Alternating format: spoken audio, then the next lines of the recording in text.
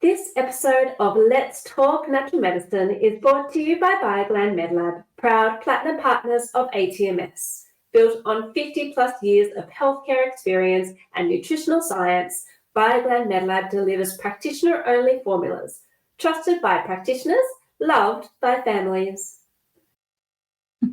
Welcome back to Let's Talk Natural Medicine, brought to you by the Australian Traditional Medicine Society. I'm your host, Natalie Hume, and today we're tackling a topic that affects people of all ages, and that is acne.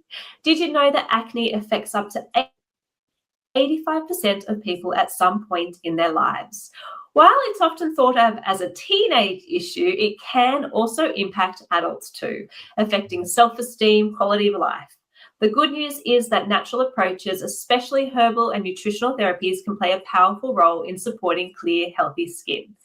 And our guest today, Rebecca Hughes, who is a naturopath, is here to share insights on how natural therapies can help clear skin from the inside out. Thank you so much for joining us today, Rebecca. Thank you. It's exciting to be here. Yeah, and this is a big topic. So let's get started. Can you explain some of the common causes of acne and why a natural approach can be so beneficial? Yeah, so and you touched on it before, that acne happens in many stages of life, but fundamentally it's in response to a hormonal change or a hormonal disturbance. And so that's naturally why, a lot of adolescents get acne, and for some of them it's transient, while their hormones are in a state of flux, they experience pimples. But for some of them, it's a bit more long lasting and goes into their adult life, which means often that there's something genetic behind those hormonal changes. And then you might see it in different phases of life, like postpartum, even perimenopause. Females will experience getting acne where they've never had it before. Alternatively, going on or off the oral contraceptive pill or any other kind of hormonal contraception can also be a trigger for developing acne. So it's very much driven by those hormonal changes. And then the hormonal changes will alter sebum production in the skin. So some people find that their skin gets a lot oilier when they have acne. Even the skin itself and the oil glands, and they can change a lot in response to the hormonal fluctuations themselves. And there is some evidence that shows that the skin itself becomes an organ, a hormonal organ. That's pretty complex, but wow. it can respond, especially very sensitively, to changes in testosterone and other androgens. Yeah. And I was going to say, because we always see, we talk about female hormones and female hormones fluctuating throughout different stages of life, but you're also talking about testosterone and male hormones. So yeah, they're also very susceptible, especially teenage boys with acne. Yeah, very susceptible. And I think androgens are really one of probably the primary driving forces. And I think that's also why you see that males tend to have more, when they get acne, their presentation is much more severe in terms of the level of ulceration, but also the locations where they'll get it, not just on their face, but also their shoulders and their back.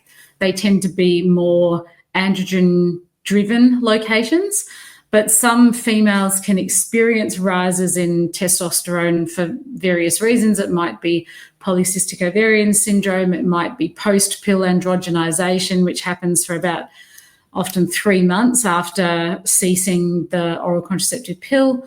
Or, who knows? There might be other reasons that androgens rise in a female as well and contribute to the formation of acne. Yeah, and you've spoken a lot about the hormone stuff. What else could be happening internally? Because we always think acne is just on the skin, but it's not, isn't it? We've spoken about hormones, but what else could be making the issues for acne a lot worse? Well, I guess it's not just the hormones themselves, it's how we process them or not, like the effectiveness of processing those hormones. So they go through like a detoxification process through 2 phases in our liver and then another phase in the digestive system. So that's how the hormones get processed and disposed of. And then there's the receptors for those hormones. So hormone is like a lock and key mechanism. So you've got estrogen and then you've got estrogen receptors, for example. And there are so many things that can influence receptor expression, sometimes even foods. Like some people are sensitive to, insulin is something that can alter receptor expression. And so some women become more sensitive to estrogen through eating maybe dairy products that can, that influence IGF-1 or a higher processed diet, which can influence insulin and glucose and therefore their receptor expression or their level of testosterone secretion. So there's a couple of things, that are modifiable risk factors, but I'd have to say that's kind of a minority group, I think, that are really sensitive to those changes. Other things that influence our estrogen receptor expression are what are called flavonoids and lignans in foods like soy and linseed or flaxseed. And then if there's a lack of fiber causing constipation over time or anything causing constipation over time, then there's an enzyme in the large intestine that's responsible for estrogen clearance called beta-glucuronidase. And so it's important to have really regular bowel motions, whoever you are, of course, but particularly if you've got a disturbance with your skin, you don't want any kind of hormone metabolites or any other toxic metabolites or xenoestrogens, like we haven't touched about on those yet, which are chemicals that are man-made that mimic estrogens. And they can also influence any kind of hormonal disturbance and therefore could cause acne as well. So they're in sort of pesticides and fertilizers and personal care products and plastics. And, xenoestrogens, unfortunately, are more and more common in our environment and we ingest them. So there's just some of the ways, that I think, does that answer your question? Yeah, there's a big list.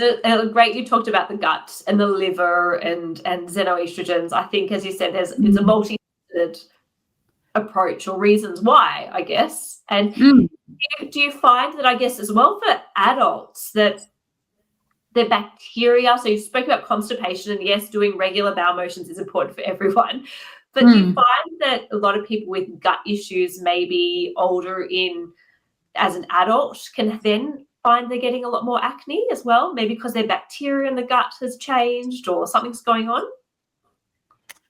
I don't look. I'd have to, because I do quite a bit of microbiome testing in practice, and I haven't really seen any close correlation between microbiome diversity and acne. I certainly see it with things like psoriasis and eczema, but not so much with acne, except for that, like I said, when you see a increase in that particular enzyme in the large bowel, that makes a big difference.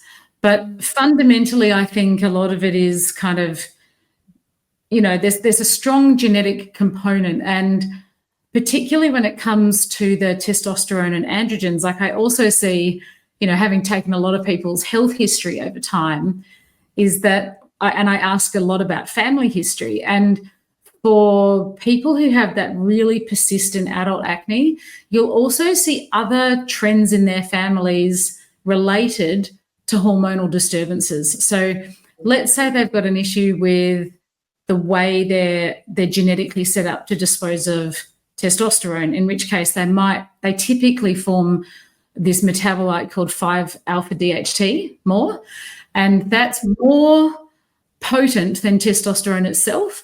And so in those families, you'll see things like early balding or even balding in women, and a really strong trend of benign prostatic hyperplasia or prostate disease. And then if it's a estrogen issue, then you'll see more of those estrogen dominant conditions such as endometriosis, for example, or maybe some fertility issues, that are showing up on if there's issues with estrogen metabolism. And, we all have our own nuanced genetic differences. And I don't think that means that it's a foregone conclusion that those people are going to have acne for the rest of their life. I just think it's really useful to understand that about yourself, because you can manipulate enzyme populations with plants, with natural substances, with supplements, with diet and lifestyle changes. All of that stuff can be altered and manipulated, but I think it's good to know what you're starting with. Yes. And that's, I guess, having that naturopathic approach is treating that person as a whole and looking at that whole history too. So for you being a naturopath, being in this profession for a while, being in clinic, what I guess are some key things that you see that you've done with your patients to help in the whole more lifestyle support for clear skin? What do you find is your top recommendations there?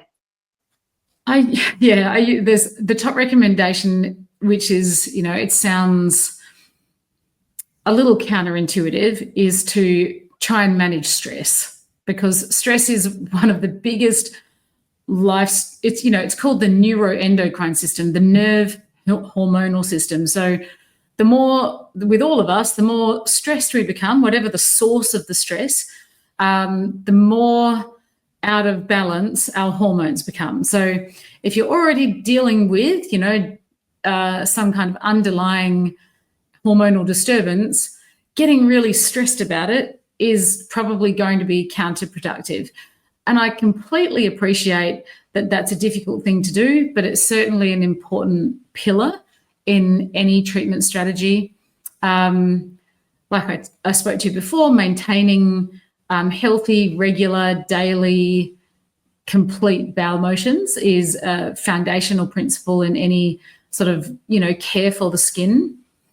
Probably reducing exposure to known toxic compounds, so not just in our estrogens, but if you work in an environment or live in an environment where you know that you are exposed, maybe employing techniques to counter that in your life, which might be the use of things like water filters, air filters in environments where you can. And then I guess there's a lot of tools now, that people can use that are relatively free for evaluating their own nutritional intake. So you can use tools like Chronometer, for example, which tracks very accurately nutrient intake from diet. And so even if you just log your diet for 3 days or 5 days, you should be able to see what your nutrient intake is. And then you can look for key nutrients like zinc, vitamin A, vitamin E, they're maybe essential fatty acids. They're really, really important for maintaining a healthy skin barrier, for example. And your protein intake, because building new skin requires amino acids, peptides, and proteins. So it's certainly useful to understand, are you meeting all of your essential amino acid intake requirements? So that'd be just, some things that I think you could start with at home on your own. Definitely cleansing practices. However, I think with acne, there sometimes is like a hyper focus on the things that are used on the outside. And of course, with the amount of marketing and promotion of these products by companies that target that population of people, I think that they get bombarded with those sorts of messages that treating the outside and using antibacterial products and drying up the oil will be the solution. But it's not going to be. It's really only it's sort of like a Band-Aid. And ultimately, some of those products are really harsh. They even contain hydrogen peroxide. So over time, they're probably going to disturb the skin barrier, reduce the amount of natural oils, and maybe even mess with the skin microbiome. So I think employing sort of more gentle practices for treating things like acne are a better use of time and money. Yeah, that's so important to touch on because, as I said, they're putting so many things on their skin where they really need to readdress and look at more natural approaches, as you said. Now, you touched on some nutrients before as well, so I do want to deep dive a bit more into that. What are some great maybe herbs, nutrients, foods that we can really look at including in our diet and everyday life to help to support healthy skin and reduce acne? Well, look, I sort of, in terms of any sort of prescription, whether it's a supplement, whether it's a food, I'm a firm believer in testing first to know, testing or measuring whatever you can at the start. So whether it's your dietary intake, whether it's your hormone levels, because then you can use something that's going to be really helpful for you.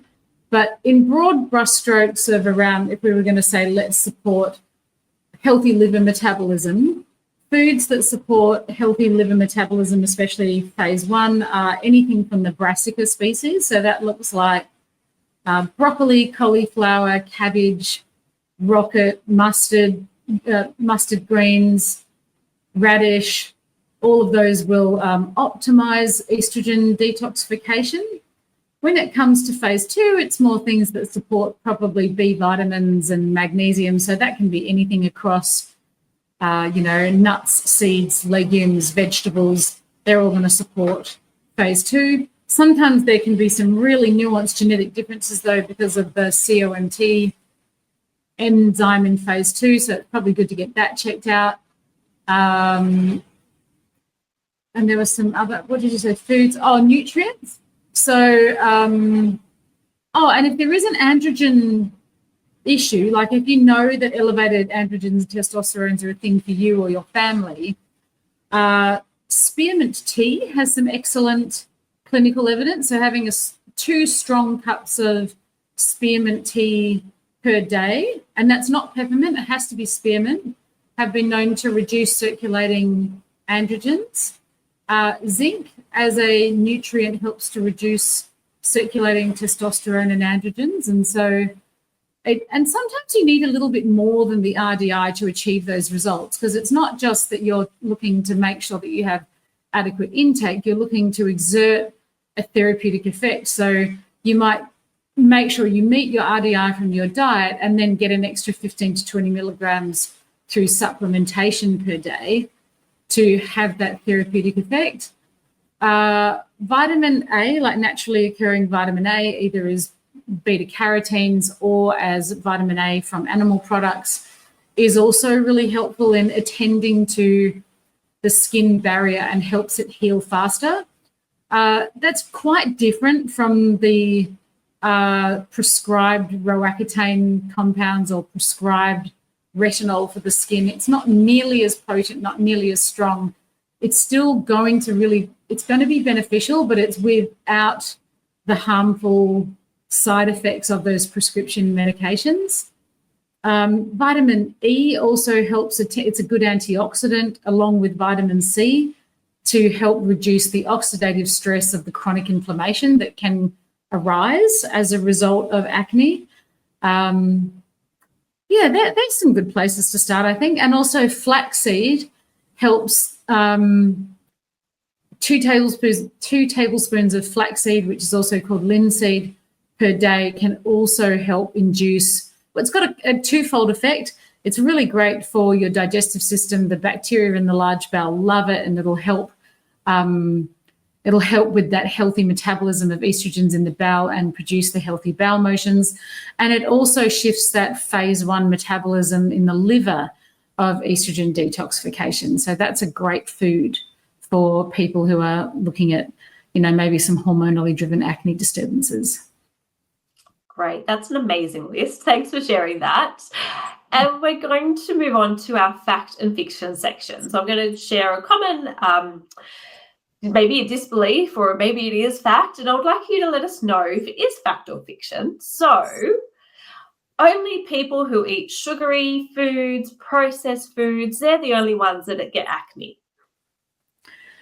Yeah, I think it's a really big myth, and it's a common misconception.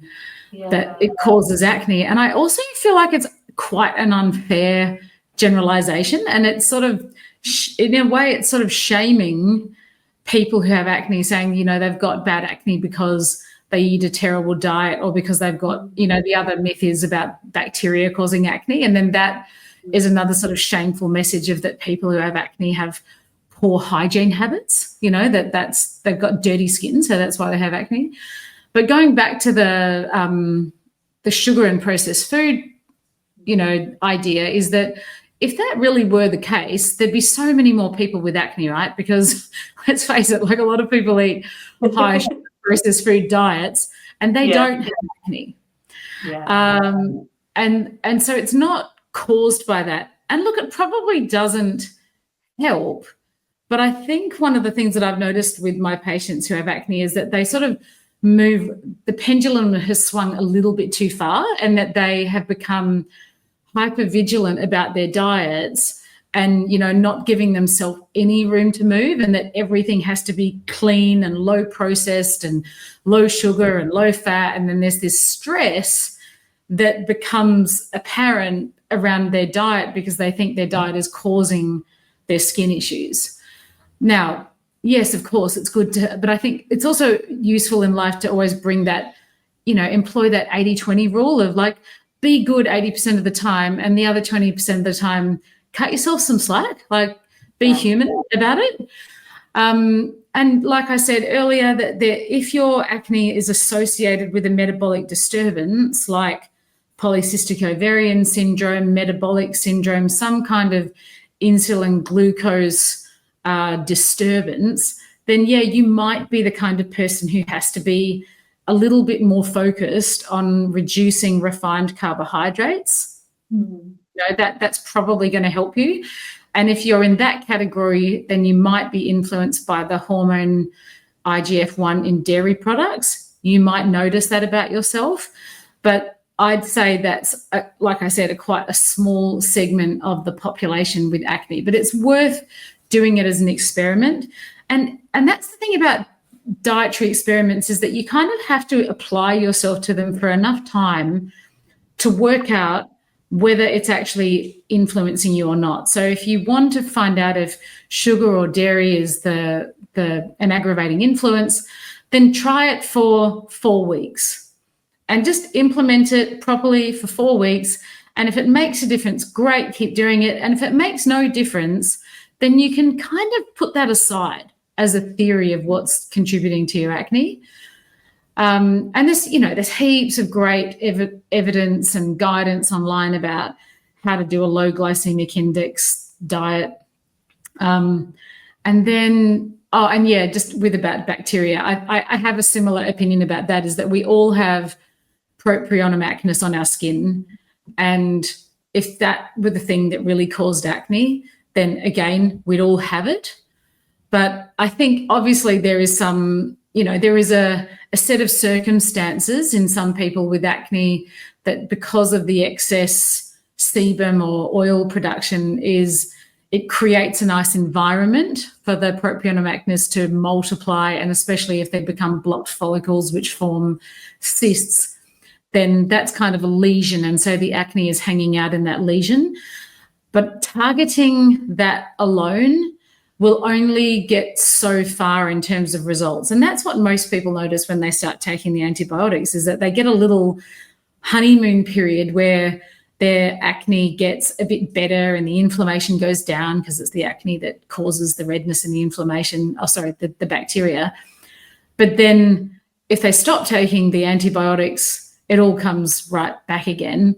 Or over time, the antibiotic just stops working. And so I think that's why we can sort of safely assume that the bacteria is not the primary thing. Good to attend to, but not the primary factor in acne vulgaris.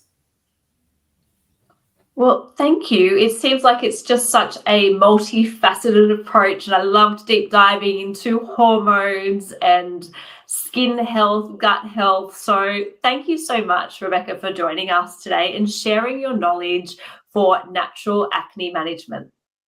You're welcome. It's been fun being here. Thanks.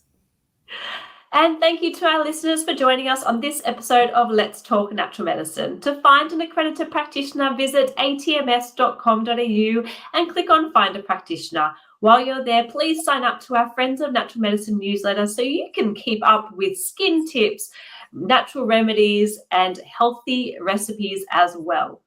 So let's wrap up with some quick wins for clearer, healthy skin. Focus maybe on some really great dietary. I like that flaxseed. That's what I'm going to say. Focus on maybe having a variety of foods in your diet. Maybe look at flaxseed. Stay consistent with hydration and incorporate stress-reducing practices. Until next time, take care and stay naturally well. Join us again by following us for more uplifting discussions on natural medicine and holistic well-being. And if today left you inspired, share the love with a 5-star review. It helps others on their wellness journey find us too.